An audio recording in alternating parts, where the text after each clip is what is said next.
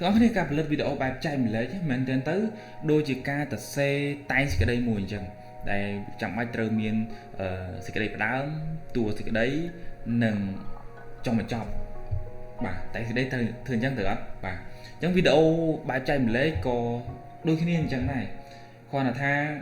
bông bông miền ai cho lọt tha không giả về đọc này tì dương cua tài bạn có bao video rồi có tranh gì cái đây bắt đầu nứngประมาณnày thì hơn vậy vì ấy tua gì cái đấy ประมาณ này thì cuaแต่ vậy vì ấy thua ấy là hơi trong trai bật chọc này video nứng ประมาณ này thì hơn vậy vì ấy hay raในក្នុង video មួយនេះខ្ញុំនឹងបង្ហាញបងប្អូនអរគ្នាពាក់ព័ន្ធជាមួយនឹងភាគរយឬក៏ថាតើដំណាក់កាលទាំង3នេះត្រូវធ្វើអីខ្លះជំរាបសួរក៏ដូចជាស្វាគមន៍បងប្អូនអរគ្នាសម្រាប់ការមកកាន់ channel របស់ខ្ញុំសូមជួយ subscribe ក៏ដូចជាចូល comment លេខផងដែលទៅនេះពួកយើងនឹងធ្វើការជជែកចែករំលែកគ្នាពាក់ព័ន្ធជាមួយនឹងចំណេះដឹងស្ដីពីបច្ចេកវិទ្យា AI ក្នុងគោលបំណងចង់ឲ្យបងប្អូនប្រជាជនខ្មែរយើងនឹងយល់ដឹងនិងអាចប្រើប្រាស់ AI បានច្រើនផុតតាមអាចធ្វើទៅបានទូយ៉ាងដូចជា chat GPT ជាដើមទាំងអស់នេះបាទបងប្អូនអរគ្នានៅក្នុងវីដេអូមួយនេះខ្ញុំនឹងបង្ហាញបងប្អូនអរគ្នាថាតើដូចខ្ញុំបានបង្ហើបនៅខាងដើមអញ្ចឹងថាក្នុងរយៈពេល10នាទីហ្នឹងតើដើមវីដេអូយើងត្រូវធ្វើអីប្រហែលនាទីកណ្ដាលវីដេអូយើងត្រូវធ្វើអីប្រហែលនាទីហើយនៅចុងក្រោយនៃវីដេអូយើងត្រូវធ្វើអីប្រហែលនាទីអូខេអញ្ចឹងនេះចម្លើយបងប្អូននេះលើអេក្រង់នេះចម្លើយនេះចម្លើយនេះចម្លើយយើងត្រូវប្រើ 10% នៃវីដេអូរបស់យើងក្នុងការបើកក្បាលអញ្ចឹងឧបមាថាខ្ញុំធ្វើវីដេអូ10នាទី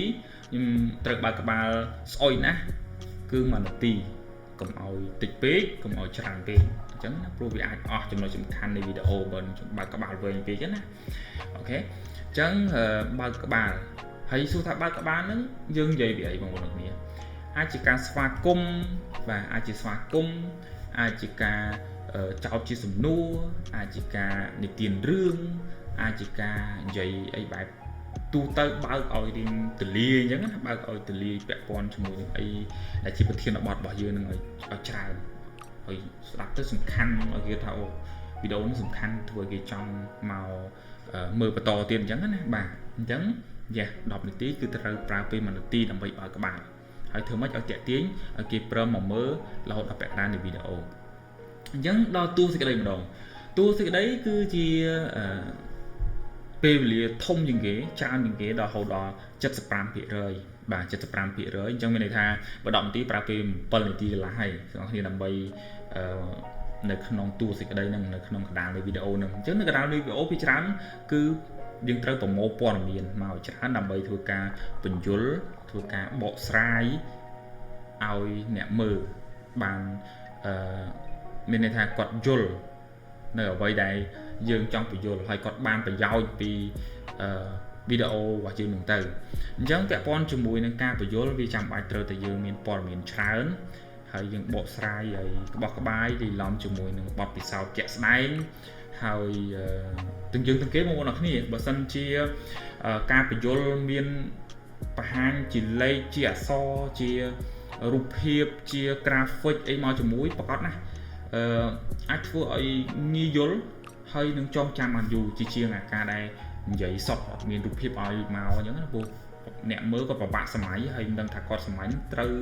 ជាមួយនឹងអ្វីដែលយើងបញ្យល់អត់ទេអញ្ចឹងវាបើសិនជាអាចបងប្អូនគ្នាពេលនិយាយអីចេញនឹងមកណាកុំឲ្យគិតតែនិយាយមានតែរូបមនុស្សហើយព័ត៌មានមិនមកសម័យអត់ចេញវាចាំអត់បានយូរចាប់ទៅវីដេអូគាត់ចាប់ដែរអញ្ចឹងណាបាទកន្លែងនេះគឺបែបហ្នឹងហើយចង់បញ្ចប់នៃវីដេអូគឺយើងប្រើពេល15% នៃវីដេអូអញ្ចឹង1នាទីកន្លះ1នាទីកន្លះអាចជាចោទជាសំណួរអាចជាគេហៅថាសរុបសេចក្តីអាចជាការសន្និដ្ឋានអាចជាការផ្ដល់អនុសាសន៍ហើយអរគុណឬ call to action ឲ្យមានចុងបញ្ចប់សូមអរគុណសូមជួយ subscribe អីចឹងទៅបាទអាហ្នឹងគឺបែបហ្នឹងអញ្ចឹងឲ្យមានលំដាប់លំដោយវាអញ្ចឹងណាគឺអូខេបាទបងប្អូនគ្នាបងប្អូនគ្នាមេរៀនក៏ដូចជា slide ដែលខ្ញុំបានរៀបចំនឹងចែកម្លែកជាមួយទាំងអស់គ្នាមុនហ្នឹងមែនទេទៅវាកើតចេញពី slide ដ៏រ៉ុករ៉ាក់របស់ខ្ញុំចំនួន7ទំព័រហ្នឹងទេអញ្ចឹងខ្ញុំគ្រាន់តែ guide វា ខ្លះនៅក្នុង PowerPoint ដែលលើកនៅចំណុចសំខាន់ចេញពីគេហៅថាឯកសារមួយចំនួនដែលខ្ញុំធ្លាប់រៀនហើយយកទៅឲ្យវា generate អញ្ចឹងវាក៏ generate រៀបចំឲ្យខ្ញុំតាំងពីលំដាប់លំដោយតាំងពី script តាំងពីអីដែលធ្វើខ្ញុំបង្ហាញបងប្អូនតាំងពីដើមរហូតដល់ឥឡូវហ្នឹងមែនតើទៅគឺវាកាត់ចេញមកពី slide តែ7ទំព័រហ្នឹងទេអញ្ចឹងឥឡូវចាំមើលខ្ញុំយកអាហ្នឹងទៅឲ្យ generate ហើយបងប្អូនចាំមើលលទ្ធផលវាគឺអ្វីដែលខ្ញុំបានបង្ហាញបងប្អូនមុននឹងនឹងឯងហ្នឹង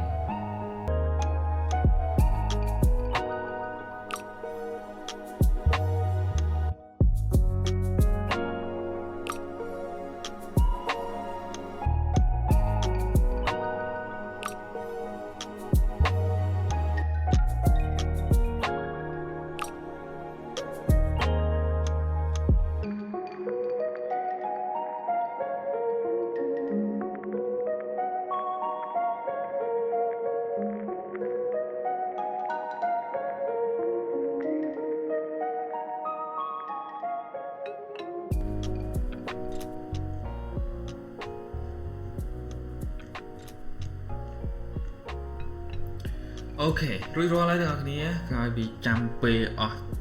280ម៉ោងក្រោយមករួចរាល់បាទឃើញទេបាទមកស្អាតអញ្ចឹងមកថាខ្ញុំចង់ដូរដាក់ទៅជាពណ៌ផ្សេងឲ្យវា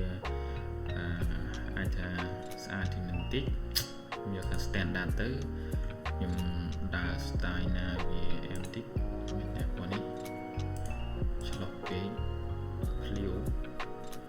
ជានេះអូខេបាទអញ្ចឹងឬក៏យើងយកវាពណ៌នេះទៅបាទពណ៌ឆ្លុះឡើងអូខេអញ្ចឹងហើយបងប្អូនទាំងគ្នា slide មេរៀនរបស់ខ្ញុំពាក់ព័ន្ធជាមួយនឹងការចែកម្លែកនេះអញ្ចឹងវាឲ្យ script មកទៀតមួយនេះ script ពេលនេះការចែកម្លែកមិនមែនគ្រាន់តែជាការនិយាយឬការបង្ហាញព័ត៌មានប៉ុណ្ណោះទេវាគឺជាសិល្បៈនៃការផ្ទេរសារដែលមានអំណាចក្នុងការតាក់ទាញអ្នកស្ដាប់បង្កើតឥទ្ធិពលយ៉ាងជ្រាលជ្រៅខ្ញុំអត់បានទៅសេបងខ្ញុំបានទៅសេទេឃើញវាទៅសេឲ្យហ៎បាទទៅសេឲ្យមកស្អាតនេះបាទអញ្ចឹងមកចុចមើលមក full screen មកនេះឃើញទេនេះអញ្ចឹងហេតុអីត្រូវចែកម្លែកការឮឃើញយល់ឃើញទេបាទឮឃើញយើងឲ្យទៅចំណុចសំខាន់ទៅវា generate ឲ្យមកឆ្ងាញ់បាទអញ្ចឹងយើងអានទៅត្រូវការថែមថយតាណាយើងនេះទេឃើញទេអ្នកស្ដាប់សម្ដីរបស់អ្នកយល់សម្ដីរបស់អ្នកពេលឃើញការបង្ហាញរួមមានរូបភាព graphic កាយវិការរបស់អ្នកអីទៅវាកាន់តែធ្វើឲ្យគេឃើញគេយល់អីចឹងឃើញទេបាទនេះទៅទៀតនេះដំណើរការនៃការធ្វើអត់បង្ហាញដូចខ្ញុំអាចធ្វើវីដេអូបង្ហាញដល់បងប្អូនអរគ្នានេះខ្ញុំចំណាយពេលច្រើនដែរទាំងការស្រាវជ្រាវឯកសារយោងទាំងអង្គុយបង្រៀនគេហៅថាចំណុចសំខាន់របស់ slide ហើយហាត់សមការនិយាយដើម្បីអាចចែកម្លែកបានអញ្ចឹងវាត្រូវការពេលធ្វើអីក៏ដោយបងប្អូនគ្នាត្រូវការហាត់សមមួយច្រើនដែរព្រោះបើសិនជាបងប្អូនអត់ហាត់សមច្រើនទេបងប្អូននឹងនេះហើយនឹងពិបាកឯងសារដូចយើងដឹងស្រាប់អញ្ចឹងបើសិនជាអីដែលយើងធ្លាប់ធ្វើច្រើនឬក៏យើងហាត់សមច្រើនខុសត្រូវក៏វារៀងគួរសមជាងយើងអត់បានធ្វើដែរអញ្ចឹងណាបាទមានប៉ុណ្ណឹងហើយមើលទៅនេះ 10% 70% 15% ទៅធ្វើអីបាទឃើញទេល្អខ្លាំងមែនតើបងប្អូនគ្នាអញ្ចឹងខ្ញុំគិតថាសរុបជារួមទៅគឺការផលិតមាតិកាចែកម្លែកវាមិនជាពិបាកអីខ្លាំងបើថ្នាក់ធ្វើមិនកើតទេបងប្អូនគ្នាសំខាន់យើងតាំងចិត្ត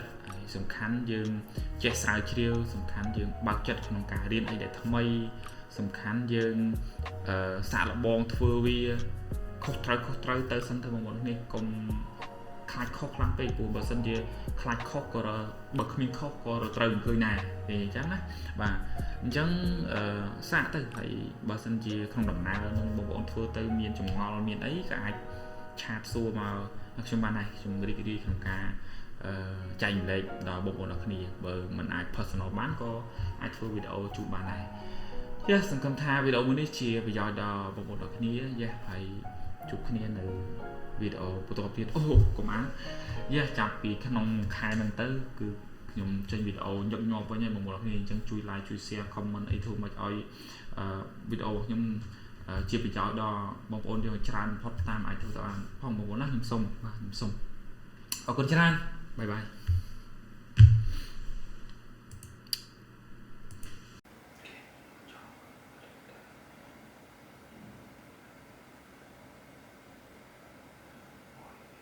តើអរគ្នាការធ្វើវីដេអូចែកម្លែកពិតជាមិនមែនជារឿងងាយប្រហែលនេះពីព្រោះតែបើសិនជាយើងមិនបានរៀបចំទុកមុនឬក៏យើងមិនដឹងពីបែបផែនក្នុងការរៀបចំនៅវីដេអូរបស់យើងឲ្យចេញទៅប្រកបដោយគេហៅថាតើអរគ្នាធ្វើមេតិកាបែងចែកម្លែកតើអរគ្នាការធ្វើមេតិកាបែបចែកម្លែកវារៀងពិបាកនឹងចំណាយនៅពេលវេលាចិត្តកណិតច្រើនពីព្រោះតែវាអត់ងាយស្រួលដូច entertainment ឬក៏វីដេអូកម្សាន្តគាត់ដើរថតនេះថតនោះហើយយកមកផុសទេ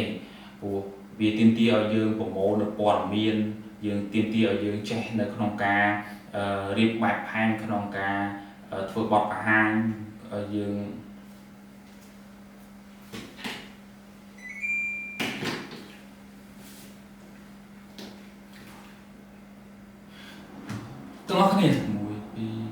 ទាំងអស់គ្នា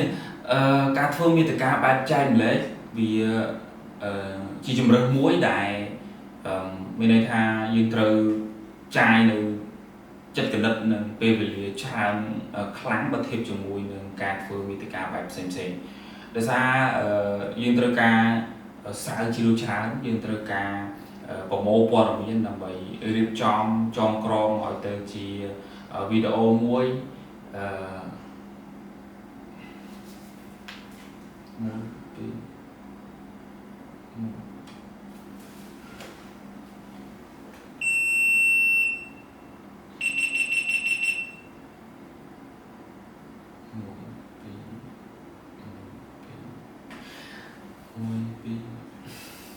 ទាំងអស់គ្នាការធ្វើវីដេអូចែកម្លែកពិតជា